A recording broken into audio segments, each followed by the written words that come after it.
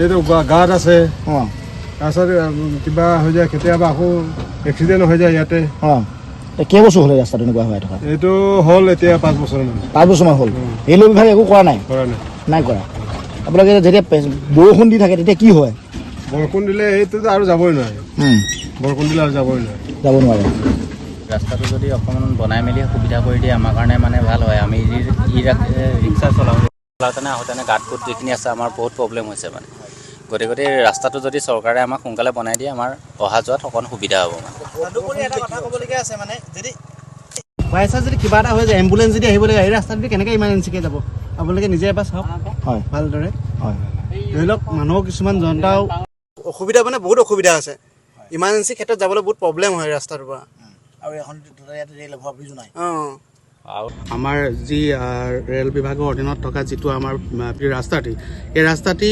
আপোনাৰ ইমানে জ্বলা যন্ত্ৰণা খুৱাইছে মানুহক আপুনি চাওক ইমান ডাঙৰ ডাঙৰ গাঁত হৈছে যিহেতু আমাৰ ধৰক আপোনাৰ যি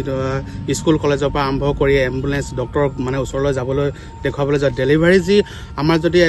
এগৰাকী যদি মহিলা নিবলগীয়া হয় এই ৰাস্তাটোদি অন্ততঃ মানে ইমানে কষ্ট পাব মানে হয়তো তেখেতৰ মানে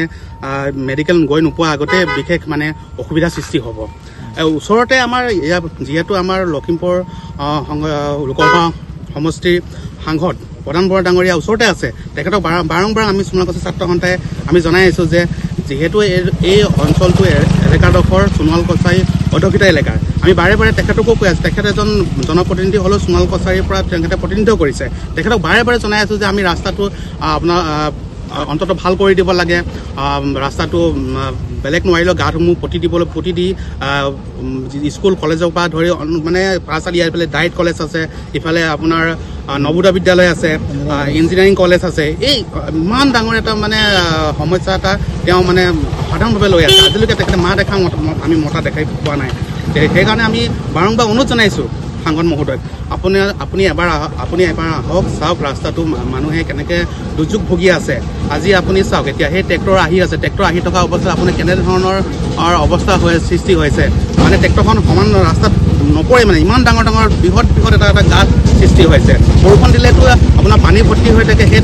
মানে পানী ভৰ্তিত আপোনাৰ গাঁত আছেনে কি আছেনে মানে কোনো কৰিব নোৱাৰে